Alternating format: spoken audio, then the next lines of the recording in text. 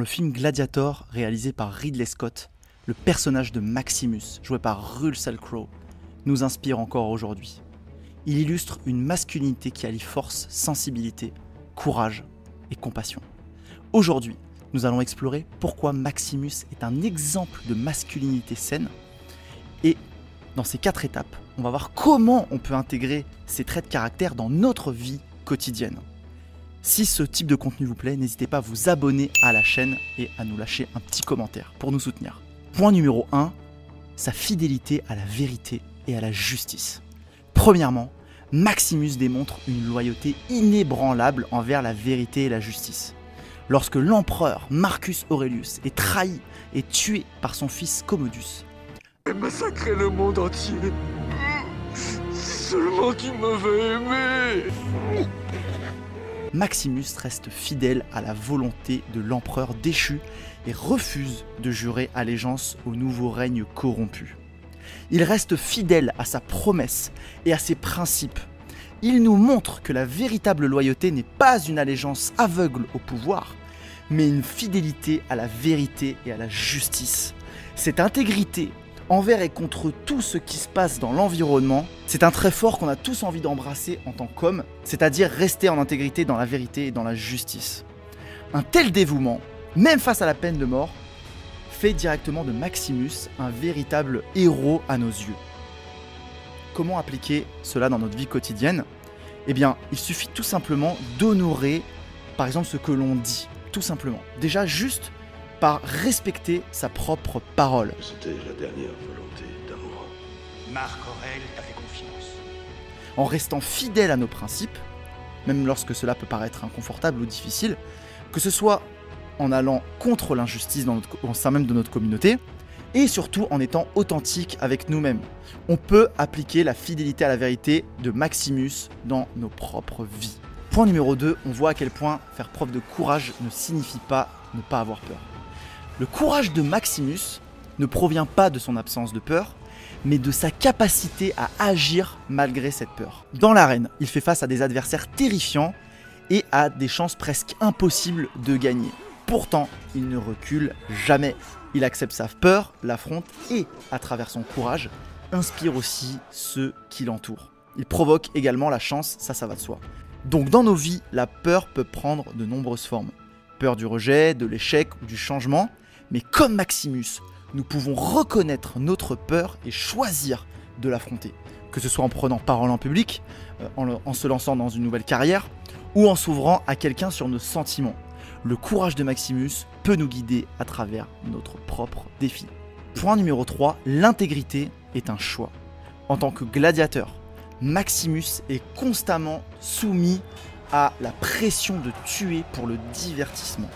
Pourtant, il refuse de laisser l'arène définir son humanité. Lors de son premier combat, il fait le choix de ne pas tuer son adversaire vaincu, montrant de la compassion même dans un lieu de brutalité. Il choisit la vie, la compassion et l'humanité dans des moments où tout le pousse au contraire. Donc dans notre vie de tous les jours, on a aussi l'opportunité de faire des choix qui reflètent encore une fois notre intégrité.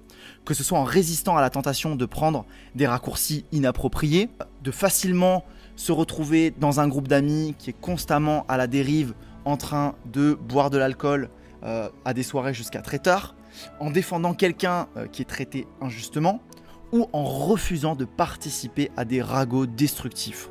Chaque choix que nous faisons peut refléter notre propre intégrité. Juste refuser de dire du mal de quelqu'un derrière son dos, eh bien ça va aussi montrer à la personne à qui vous parlez que vous êtes en intégrité et que si vous avez quelque chose à dire à cette personne, vous allez lui dire en face. Comment oses-tu me tourner le dos? Esclave!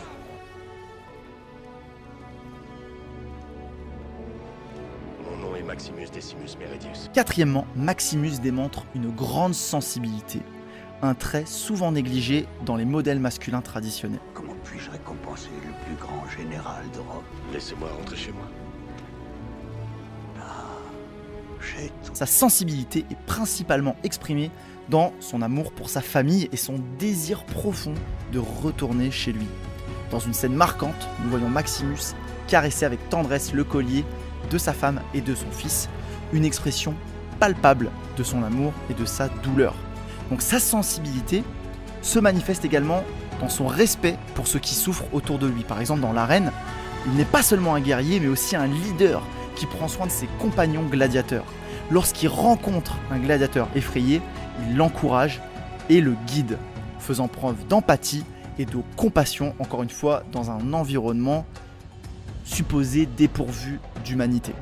Donc, dans la vie de tous les jours, dans notre propre vie, nous pouvons aussi faire preuve de sensibilité en étant conscients de nos propres émotions et de celles des autres, que ce soit en prenant le temps de traiter nos sentiments, en exprimant notre amour pour nos proches ou en offrant notre soutien à ceux qui traversent des moments difficiles.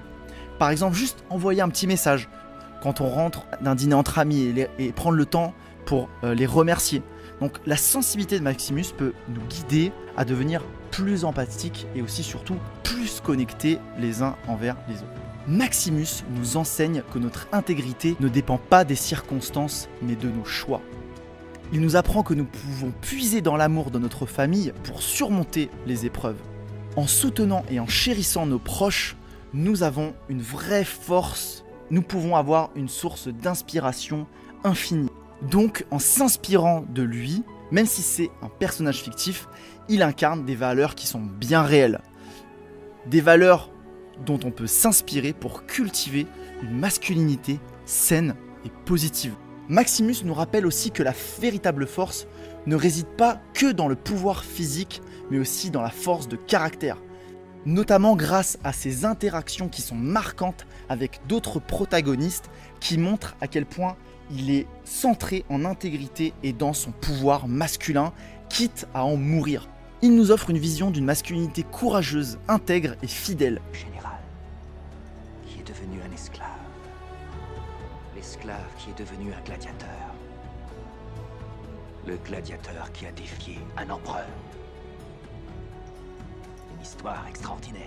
Et en intégrant ces qualités dans nos propres vies, nous pouvons incarner une masculinité qui est non seulement forte, mais aussi respectueuse, honorable et donc que l'on a envie de suivre. Cette masculinité qui pourrait être critiquée comme basique et patriarcale, parce qu'aujourd'hui il est de plus en plus difficile de s'identifier à ce genre de figure dans une société notamment qui nous pousse à la consommation, dans une société où le nombre d'enfants par homme et par femme est sans cesse et toujours plus en déclin, Maximus nous rappelle au final des valeurs très simples, à savoir être en alignement avec ses mots et avec ses actions, à dire les choses en face des personnes, saisir toutes les opportunités pour partager sa vérité, pour partager ses principes et insuffler ses valeurs, pas seulement à ses interlocuteurs, mais à toutes les personnes qui sont présentes. C'est un véritable modèle d'exemple en termes de masculinité qui nous inspire encore aujourd'hui. Si cette vidéo vous a plu, n'hésitez pas à vous abonner, à lâcher un petit commentaire, ça va nous motiver à en faire plus. Et si vous voulez gagner des années de développement personnel, on vous a préparé un petit guide offert rien que pour vous dans la description de cette vidéo. Et comme dirait Maximus, Ce que l'on fait dans sa vie résonne dans l'éternité. à bientôt.